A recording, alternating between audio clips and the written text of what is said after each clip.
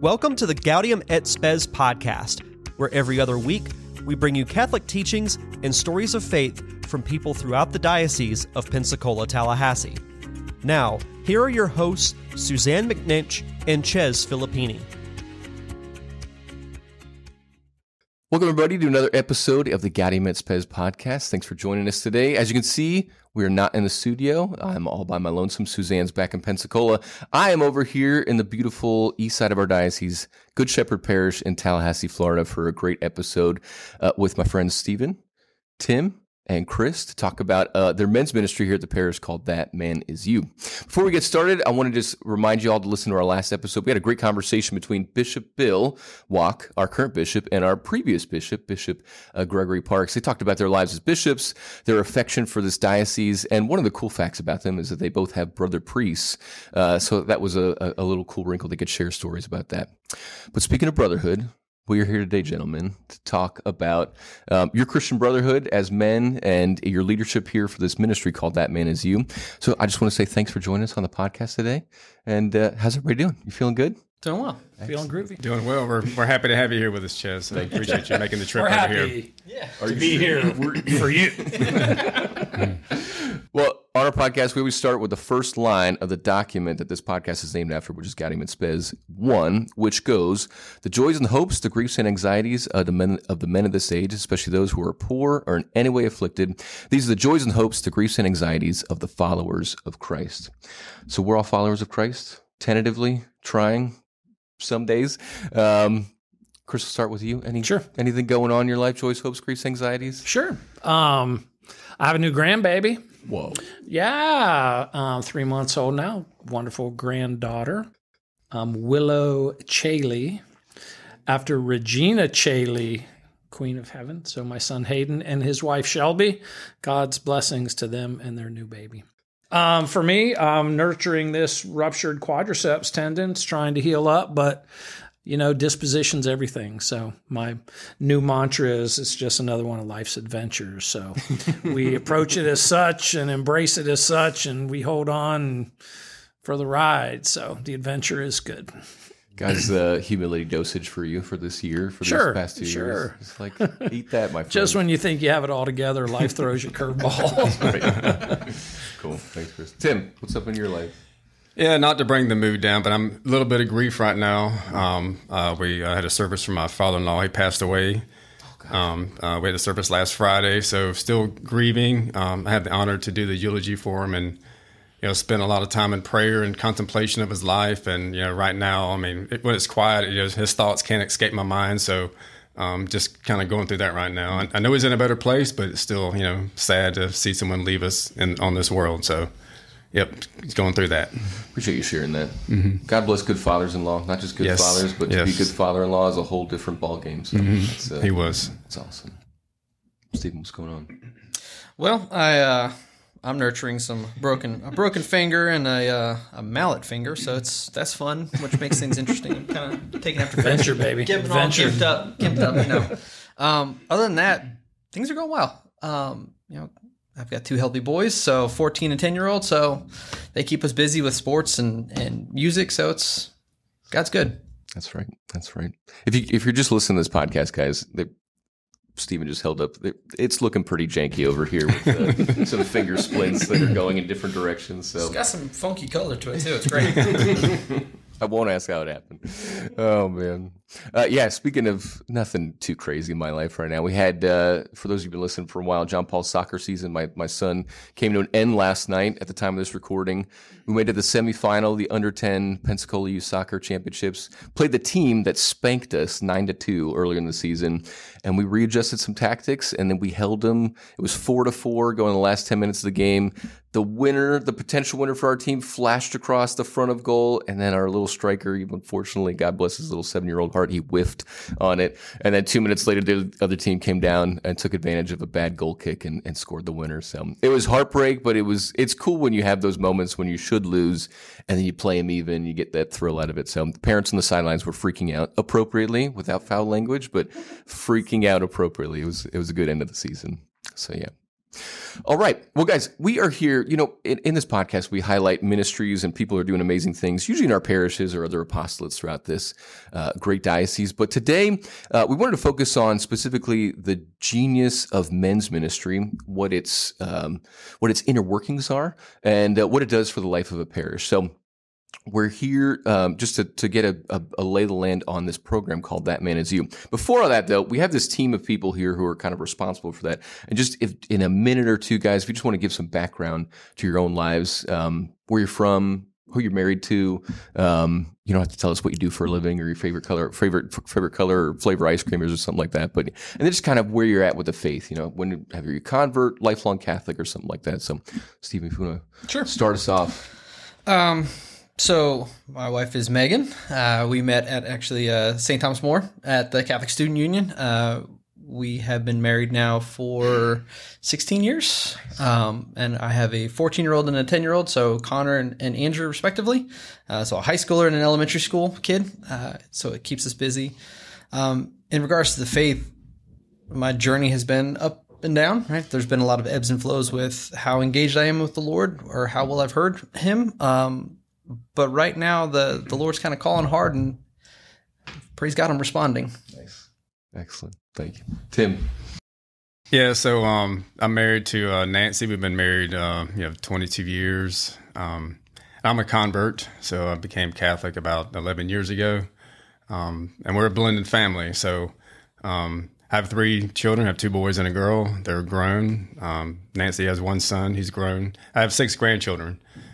They're all out of state, but no, it's been a good ride for me, and like Stephen, sometimes it's like a roller coaster. Sometimes in my faith, sometimes I'm just like up on top, and I'm hands are up, and I'm screaming coming downhill. Then sometimes I feel like I'm chugging along, trying to figure out what God's calling me to do, and if I'm going to answer Him. So, but no, it's been, the conversion's been good for me, and just being a part of this church and this parish and this community is becoming a Catholic's been one of the it's probably one of the greatest things that's happened to me in my life. So I'm just thankful to be here. And so yep, that's it.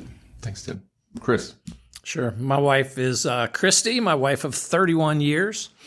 We have 5 children. I have a son, Hayden, who's 26, married and lives in Charlotte. Son Jacob, who lives in Tallahassee, a daughter Mary Teresa lives in Tallahassee, a son Corey who goes to school at that place down in south of here, the Gator. And I have a 12-year-old. I have a 12-year-old Anthony. I too am a convert, which is an interesting story. I lived that life that lacked spirituality and made a lot of very poor decisions, and the Lord's humor. I remember praying with some guys one night, and I prayed that the Lord would show me someone that He wants me to spend my life with, and I met my wife the next day, which is a wonderful story, at Florida State. So we've been married 31 years, and she brought me to know the Catholic faith, and I am indebted to her eternally. So she's a wonderful Catholic woman, and she has brought me to a level that I never thought possible. Of course, it is still a struggle. So I rely on these guys, and hopefully I can offer something to them in return to foster our journey in faith. And That Man Is You has been a great part of that, and got to stay engaged. Stay engaged. So we don't have it. One of my favorite figures, Pope Benedict, he has this famous anecdote about him growing up in Catholic Bavaria, and when he was like 7 years old, he writes like this beautiful letter to baby Jesus, like, I want to have a mass kit for Christmas and be a priest one day, and I'll never ever do anything to let you down. You guys don't have that same exact, like, I came out of the womb with a halo or something or anything. No, okay, great. But you're on your way. So guys, a lot of people who would listen to this podcast, if you ask them, like, what's a men's ministry at the normal Catholic parish? I think a lot of people would say Knights of Columbus, right? Maybe Men of St. Joseph, or there's all sorts of things like that. Probably the Knights in the United States of America are as big as it gets. So what the heck is That Man Is You? What are these T-shirts, this banner? What is this flavor of men's ministry? If someone wants to take that question, what is That Man Is You? I'll take it. It's to me, I feel it's a call to spiritual masculinity. It's a call to something that is very much lacking, not just in our church or our parish or our diocese, but in our faith. I think men traditionally have done a fairly poor job at leading their families and leading their marriages and leading their communities in the walk of faith. So That Man Is You, for me, is a program that just kind of prompts that journey and fuels that desire to be a better man, to be a better husband, to be a better father, to be a better brother. You know, we all share stories, and countless stories about struggles and infirmities, and just as successes and victories. And we need brothers to walk through with that. And That Man Is You is a program that's personally given me that opportunity to gain from the program, but also to, I feel, help to serve the program as well. I think a lot of times a lot of the structure of the program is challenging, right? It's challenging content. And with that, men like challenges, right? So we like, oh, you want to challenge me on something? We'll kind of rise to the occasion. And I know Chris has said this before, but iron sharpens iron, right? And so it's men coming together and actually building that community. And that has been, to me, the biggest thing with That Man Is You is building that community of men and kind of challenging one another and holding each other accountable. We don't want to let each other down, and we want to rise to that occasion. The program itself is, we're here recording this pretty early in the morning over in Tallahassee. It meets 6 a.m. on Thursdays, goes till 7:30 a.m. So you're getting guys to roll out of bed at 5 o'clock before they normally would, or something like that. And we're not just here folks don't gather just to maybe reflect on how their week's going, or, maybe even as good as the gospel is, just read the gospel and maybe talk about it. But you're kind of going through an intense curriculum that is breaking open the whole vision of the Catholic faith as a man, right? Is that kind of it? As far as fill in the blanks, as far as what else is part of it, and praying together as well, obviously, meeting in small groups. Did I miss anything? Yeah, I think that, the content for That Man Is You is, it's taking scripture. It's taking, examples of the saints in their lives, and it's putting it in a content that actually relates to what's going on in our lives today with this social media. I mean, there's so many things out there that we can get distracted from, what we should be setting our heart on. So it does challenge us, to have those discussions with other men that are going through the same issues that we're going through. I mean, that's what I love about the small groups is, a lot of times we feel like we're going through this alone, and we're not. I mean, we have men that are, having the same struggles we have, and, and this gives us a forum or an opportunity to talk about it openly and learn from each other and witness to one another. Yeah, I think the structure of the program, That Man Is You through Paradisus Day, there's multiple different platforms that can be presented. We have a multi-speaker platform that we use now, but what it does is it takes relevant content, breaks it down, offers a scriptural reflection, and then real life application, which is really the coolest part of the program. And these are renowned speakers that offer their insight. Very much Catholic-based program, but it's called Action. But it has biblical relevance, and the structure that we use. And it's interesting that you talk about people coming here at 6 o'clock in the morning. Program technically starts at 6:30 with the video presentation. Then 7 o'clock we break into small groups. But there's guys that show up here at 5 o'clock in the morning to set this place up, and they do it not because they're paid to do it. They do it out of their dedication and love for the program and support of the other guys. So we'll have anywhere from 50 to 75 plus men show up at 6 o'clock in the morning on a Thursday. It's like, why are you doing this? Well, it's not because you didn't have anything else to do. People get up out of bed and make a commitment to be part of this. And you see the growth out of it. The programming's one piece, but the social element that comes out of, we have a light breakfast beforehand at 6 o'clock, and everybody comes together as a group. That social element is so great at just building simple bonds of friendship and, just learning to know people. The programming is awesome, but the money is made in the small groups, which are awesome. So the small groups are maybe 6 to 8 people with a group leader, but that's where the deal gets made, because that's where men open their hearts and where men are transformed. Yeah, there's a familiarity here. I've come over a couple times since the program started, and you walk in the room. Most rooms at 6 o'clock in the morning are not very chatty or like vibrant or anything like that. But you walk in, and it's like men who know each other. There's hugs, there's handshakes, there's how you doing, bro? What's going on? All these kinds of things.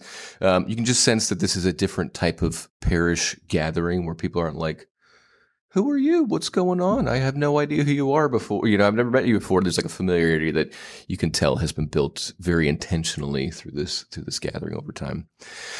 Tim, you've been with the core team since the beginning. Good Shepherd has a lot of amazing things going on. It's a ministry-filled parish. It's always been that way, at least since I've known it. What is the impetus as far as bringing this particular program, getting this kicked off the ground? Did Father Foley call you one day and just be like, Tim, let's do this. Let's go for it. No, it wasn't. It wasn't from Father Foley. It wasn't I wasn't called to start this ministry. Our friend and brother Reggie Boudier, he was visiting his father in Texas. Okay, and it was a Saturday morning. His father was getting up, going to the church. Didn't really explain why. And Reggie, if you know him, he's not a morning person, so. But he decided to get up and go with his father that morning to the church. And when he got there, he was shocked. This was in Texas during hunting season. And they meet on Saturday mornings. And all these men, there's like 70, 80 men in the church on a Saturday morning at 6 a.m. in the morning. He was really stunned by it. And he had a conversation with his dad. He sat at the table with him. Said his dad didn't say a word, but his dad just always felt like he was alone in his life. And then just listening to the stories, he realized he wasn't alone. And so that planted the seed in Reggie's heart to maybe bring this to Good Shepherd. Now, like with any little mustard seed, it takes time for that to grow. So it really, he felt it heavy on his heart. And I was just really beginning to know Reggie better at that time. So, and he kept making these hints that, I've got something on my mind I want to talk to you about whenever I'm ready. And he wasn't ready for a while. But I think after about a year, and Reggie's very, he does a good job of presenting. So he pulled this stuff together for Father Mike. He had a meeting with Father Mike and I think maybe one other parishioner. And before he even got started, Father Mike's like, just do it. Just do it. So then, and then he came outside and approached a couple of us right after the meeting. It was after church. And then we started, building a core team. And we all had relationships from like Christ Renews His Parish that's still active in our church. And so we were, building the core team. And that's how I got started. And the thing about TMIY is it's really a program in a box. So once you make the commitment, they tell you exactly what to do, when to do it. So yeah, that's how I got started at Good Shepherd. I mean, we started planning and, probably 8 months before we launched it.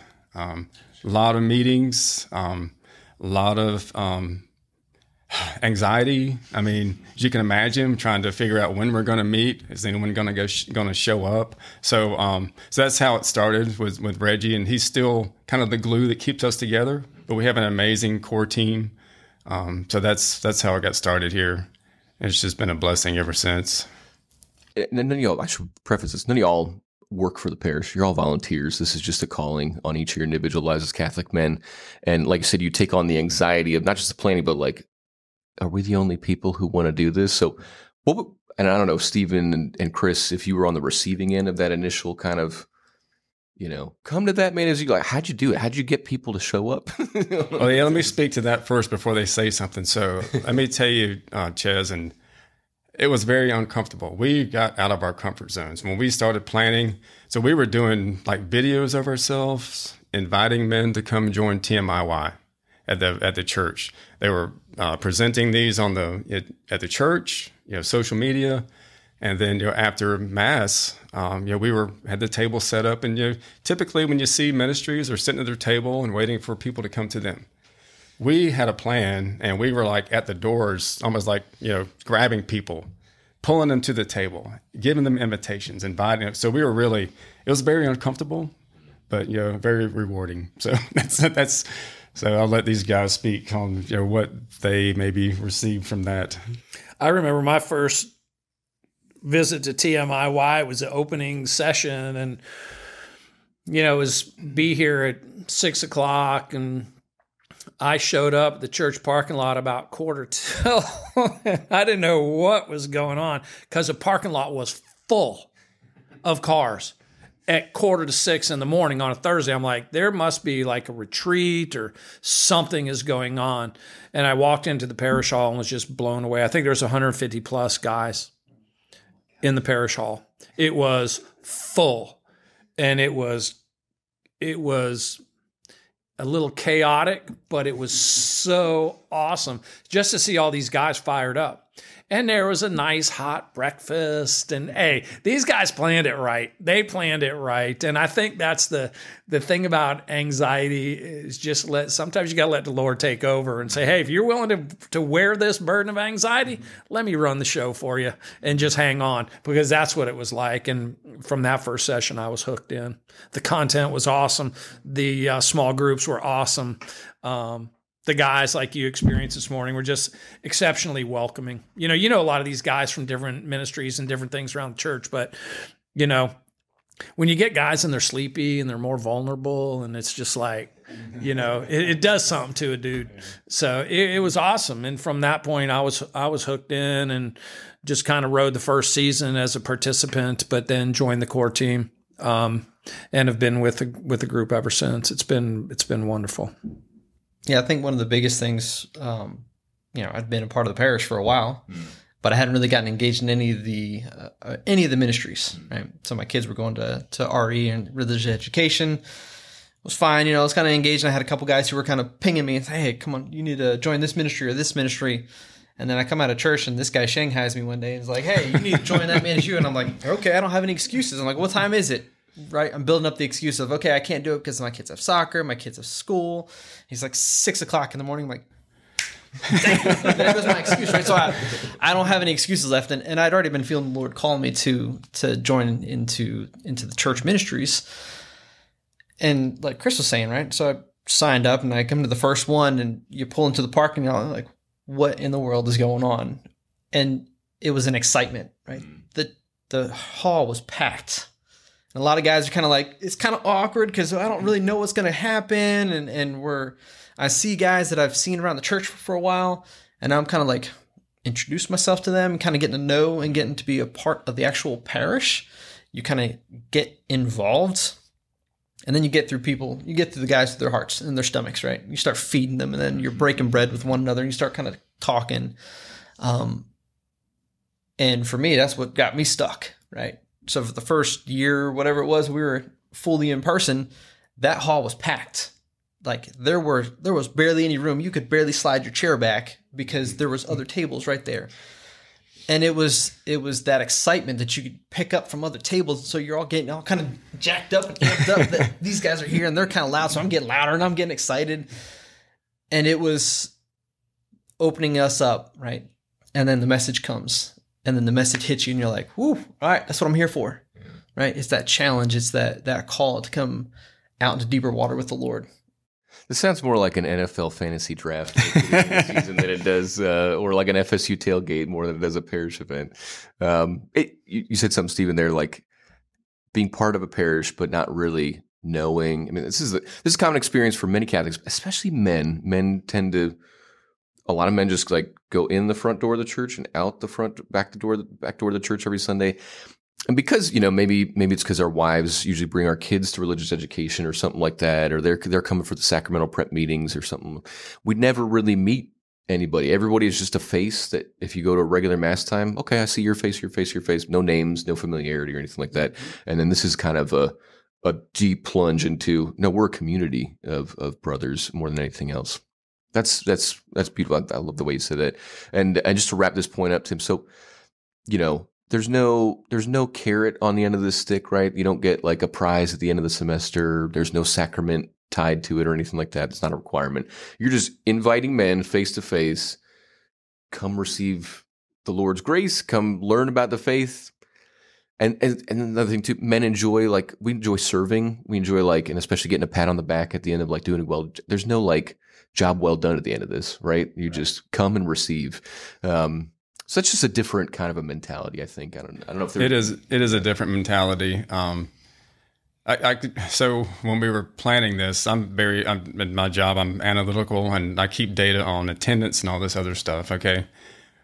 And I can remember in the planning part, and I remember, I remember this quote by Father Mike every time if I have any struggles with, maybe the time that I'm spending, but we were worried about, the number of men that would show up.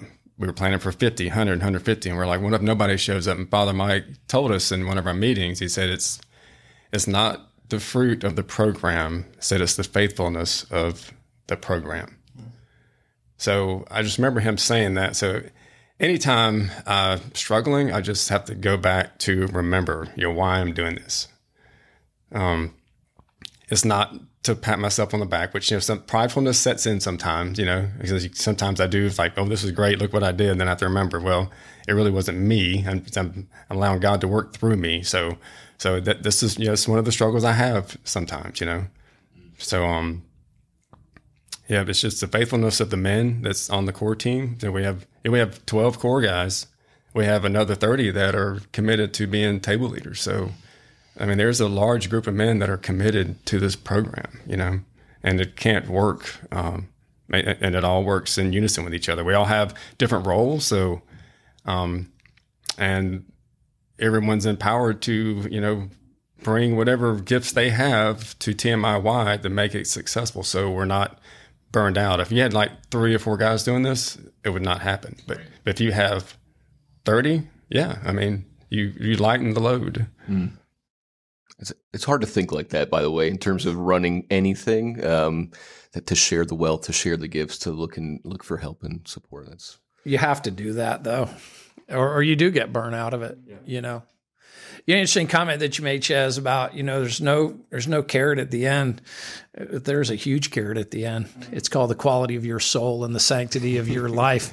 And where do you plan to spend eternity? I think that's our motivator for every one of these guys is, you realize life hands you some crazy things sometimes, and you try to tackle those things on your own. Most of the time you're getting whipped. Mm-hmm. And, when you got a group of guys that you can go to, that's a quality thing. And that's the motivation. That's why you show up at 6 o'clock in the morning, you see guys that are fired up. It's like, dude, how much coffee have you had today? I'm like, I'm not on anything right now, but some of the Holy Spirit. But that's the thing, we need to embrace that, and I think guys feel that. When guys see that, they want some of that. And we've been fortunate to have a group of quality guys that are driven to make it successful, or at least to put their effort into the success of the program, whatever that might be. The prize is heaven, man. We're all trying to get everybody right, there. Right. I want to get there. And I want to bring as many of you guys with me as we go. That's right. Y'all talking crazy. This is not normal. What Catholics talking about. I have a desire to be close to the Lord and get to heaven. No, this is the lifeblood of what parishes can and should be. So, well, going over this, tell me some glory stories. This ministry is not months; it's years old.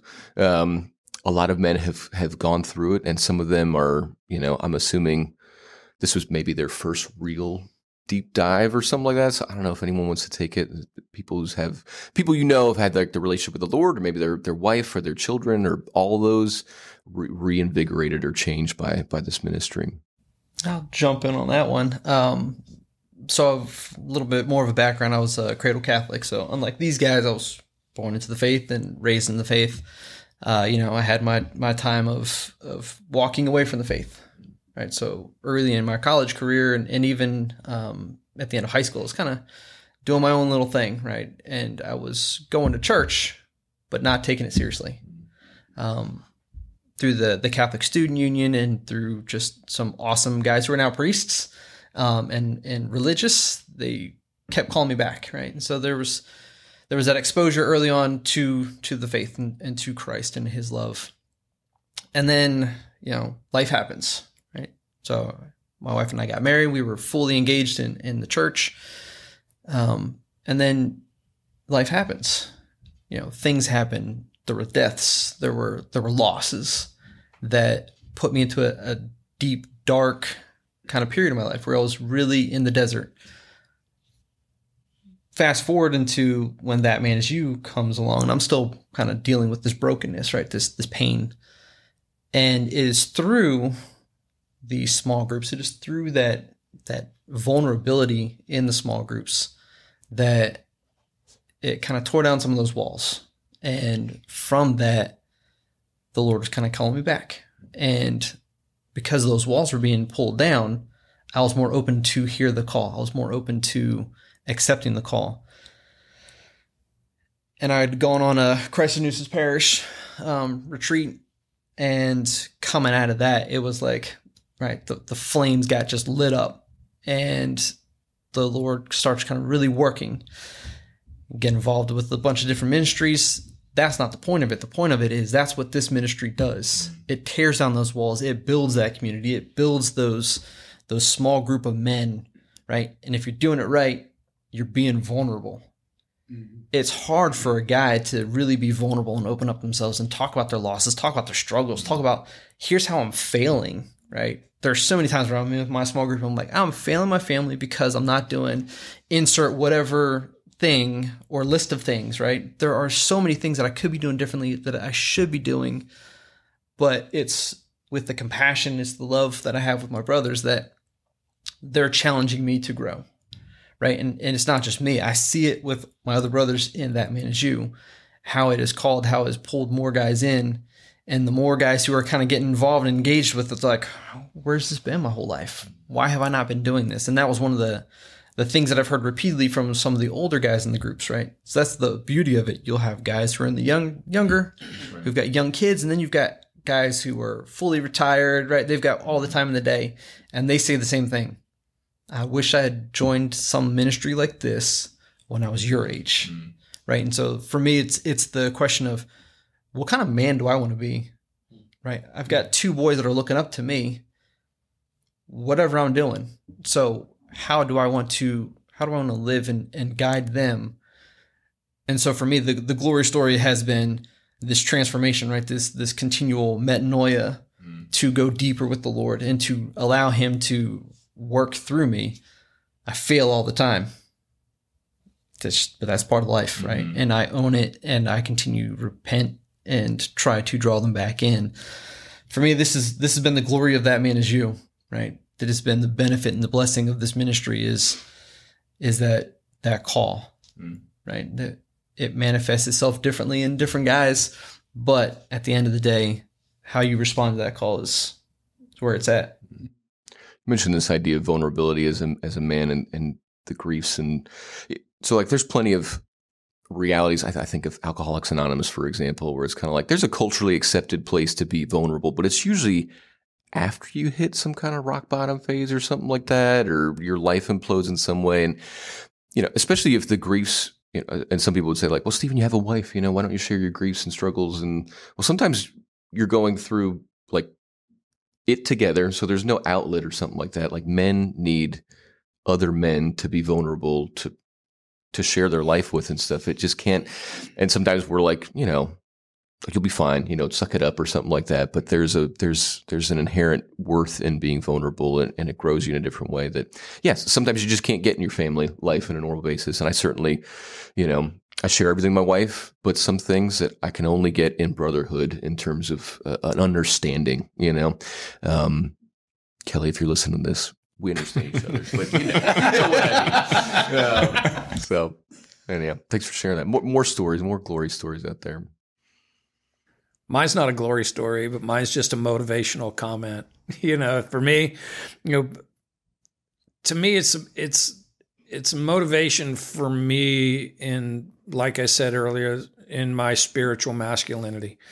Like Stephen said, what kind of man do I want to be? What kind of example do I want to be for my sons? What kind of example do I want to be for my daughter? And who she seeks as a husband? What kind of role do I want to portray? Satan's more than happy to take your time and to take your interest and to take everything that you hold of value. You going to let him do it? Or are you going to stand up and be the man you're created to be? And that's for my children, but it's for my spouse. What kind of marriage do I want to have? Yeah, there's some things I can share with my wife. There's some things I can't share with my wife that only other men understand. And, we have to put value on that, but we got to motivate people and we got to hold people accountable and people got to hold me accountable, because I'm a weak link, boy. I am a weak link when it comes to some peer pressure and social influence. I'm a weak dude. But I know it's these guys that can encourage me. And in their weakness, maybe I can be their strength in that. And that's what we need. We are failing as men. As Christian men, we are failing this world. As father figures, as brothers, as husbands, and it's a sad thing. And that's what gets me fired up about it, and that's, to me, that's the energy that I feel like I need to bring and need to receive from the program. And there's glory stories every day. You're going to shake yourself down and become vulnerable. I mean, we've got guys that are breaking down in tears and snot in our small group, and it's wonderful. And sometimes you got to call people out and say, hey, check yourself, okay? Or check me on this. You got to do that. You got to break yourself down into that if you expect to grow out of it. Because if you don't, you're not going to. And that's just the beauty of that. And that's what takes the program beyond program. Program is important, but you're molding hearts and having your own molded. And that's brotherhood. And that is the fruit. That's the faithfulness. That is the benefit of the program. It's not about having something to do on a Thursday morning. I mean, that's the platform. It's not the process. It's not the product. The product comes in all the other stuff. These are dudes that are close brothers to me. That doesn't come from just showing up at a meeting every Thursday. It's living lives together and realizing, hey, you know what? You kind of suck as a father today. You know what? I own that. Yep, I do. And I suck as a husband today too. But there's hope for me and you guys hold me to that. And I'm going to hold you to it too. And that's what a program like this does. And that's a wonderful glory story for me. It's like, hey, you know what, bro, there's still hope for you. Okay. There's still hope for you. We had a lesson on Paul today, on St. Paul. And the one thing I took out of it was, hey, you know what? As rough as that dude was, there was still hope for him. Right. And the Lord called him and he responded and the rest is history. So we hope to live those lives. At least I do. That's the call. That's the thing. I mean, it's all about the call, right? And how we respond. TMIY provides that content, that structure to, be an educational aspect, right? And to give us a whole bunch of talking points and things for us to consider. Because a lot of times, if you give me the opportunity to think internally, I'm not going to do it. If you challenge me to think internally and challenge me with my brothers, then yeah, I'll do it because I'm not going to let my brothers down. Yeah. But it's guys being vulnerable in their groups. It's guys opening up in their groups and get fired up from one another. Mm-hmm. That's where the magic happens, right? The content is there to kind of facilitate it, but the real magic happens with guys choosing to be vulnerable, choosing to show up. As you guys talk, Stephen, you mentioned kind of friends, a lot of the priests in our diocese who we went to college with or something like that, and we know now. Every time I've talked to them about what's seminary like, it kind of sounds like a version of this, where seminary is, of course, content, it's a curriculum, it's classes, it's you learn what it's like to be a priest. You learn the Catholic faith and stuff. But what they'll talk about more than anything is this: I have spiritual formators who hold me accountable. I have my fellow seminarians. We hold each other accountable to get to morning prayer on time together, to not stay out too late, to make sure our papers get in on time and stuff like that. And honestly, when they leave seminary, it's a thing they miss. They don't miss classes so much. Some of them do. Most of the time, though, they're like, I miss my best friends. I miss my brotherhood. They go on pilgrimage. The ones especially who are going to seminary with folks from other dioceses, they make sure that they're going on vacation with those seminarians now who are priests in other dioceses and stuff. So it's almost sounding like y'all have built in, not a seminary necessarily, but the thing that the church recognizes men need, which is accountability, brotherhood, constant companionship, a shared faith with. So amazing that it just kind of comes out of the woodworks, on its own. Any last thoughts on Yeah, I mean, you can see it. I mean, the glory stories. I mean, personally, there's a lot just because of the content and how it's applied it to my life. But when you're at church and you hear this from a lot of men, and I was the same way at one time, I wanted to get to my car and be the first one out the parking lot, so I'm not sitting in line. Now you see the men, and you see men, and you see other parishioners, but you see a lot of men from TMIY.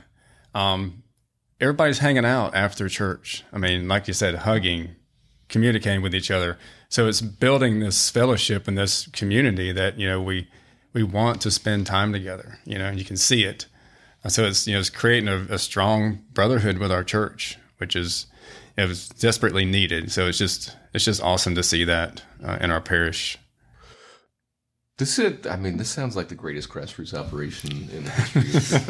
It's just the amount of because many organizations are running a top-down structure of there's a very small group of people who kind of dictate the show and people kind of get dragged along. Obviously, that would not work for something that you don't have to show up to.